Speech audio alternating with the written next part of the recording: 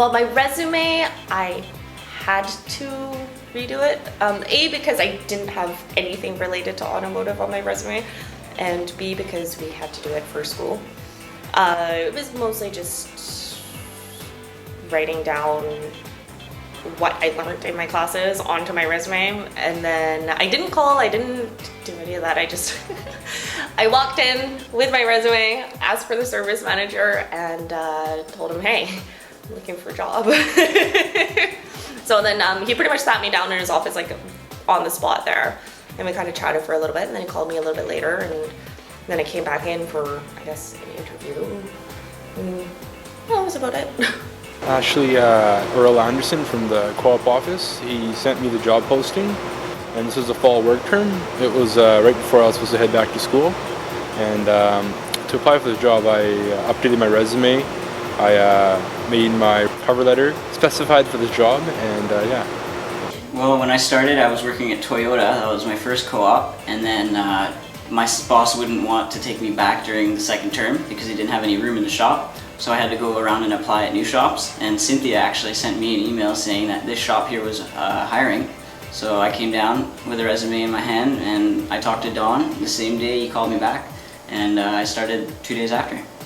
I applied to the co-op postings that were set up through the co-op branch at BCIT. I made a resume and a cover letter outlining what I learned in my program, and then I sent a letter targeted towards the owner of the shop. And after I applied for it, he called me up, interviewed me, and then I had the position a couple days later.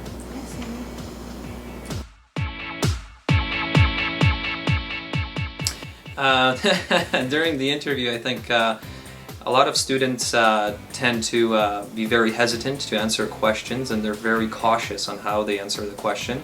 I think that they need to relax a little bit more and be open to the conversation with the management team and of course our shop foreman and other senior staff.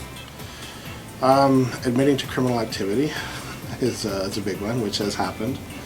Sometimes we get people in interviews that overshare. That can be a little off-putting. One of the common mistakes that students make when they're trying to get a job is they oversell themselves and they tell the employer that they can do a lot more than they actually can. I think it's better for the student to approach the employer for an opportunity to learn and not set high expectations that they can't deliver.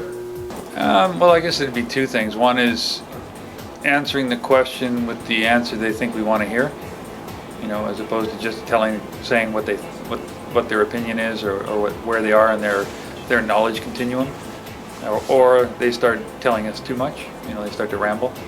One of the biggest mistakes that I see with that a co-op student makes is coming in. Two things: coming in unprepared, you know, not coming in kind of dressed appropriately, and coming in with some level of confidence, being able to you know, keep eye contact. That's a big thing that I see sometimes with co-op students, is they're very nervous, which is understandable, but I think there's you know, if they're able to overcome that nervousness and be able to, you know, maintain eye contact, answer the questions that are asked of them, you know, in a confident manner, those are the students that typically get the better opportunities.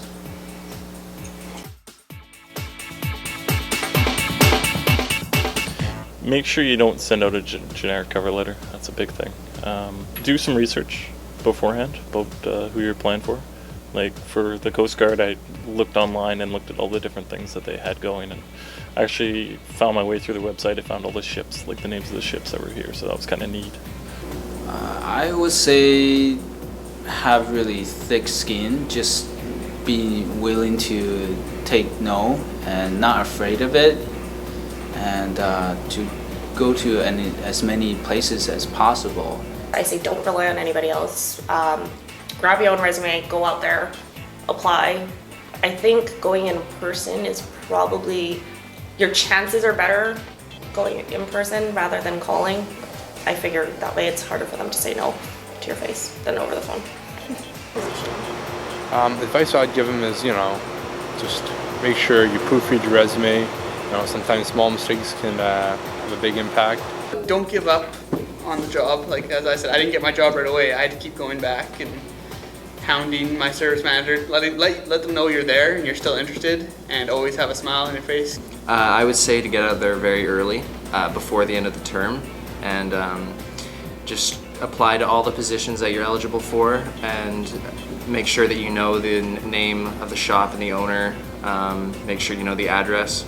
Sound very informed and not just like you're trying to get it out there quickly at the end of the night or whatever. I'll say study hard while you're still in school. Advice-wise, just do your best.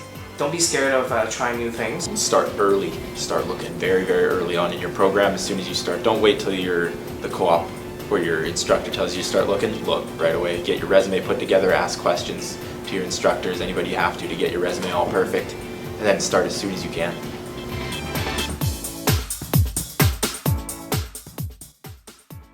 The information that you get from the dealership is very important. It gives you more of a foundation of how the real world operates, mainly because you can learn a lot from the classroom and as well as the shop time that you do at BCIT, but it's different from the actual working environment at a dealership. What I did mostly, I was never late, didn't call in sick, like just, come into work on time, be responsible, be humble, have a good attitude. I think that's huge. And basically don't say no. Just do whatever they want you to do and, suck it up and do it. The most important thing I learned was the value of kind of trust between an employer and his workers and the customers. It's just that relationship and that trust base that I think is really important and that I didn't realize was as important before. Working with, different types of people. I mean, BCIT, we're all students.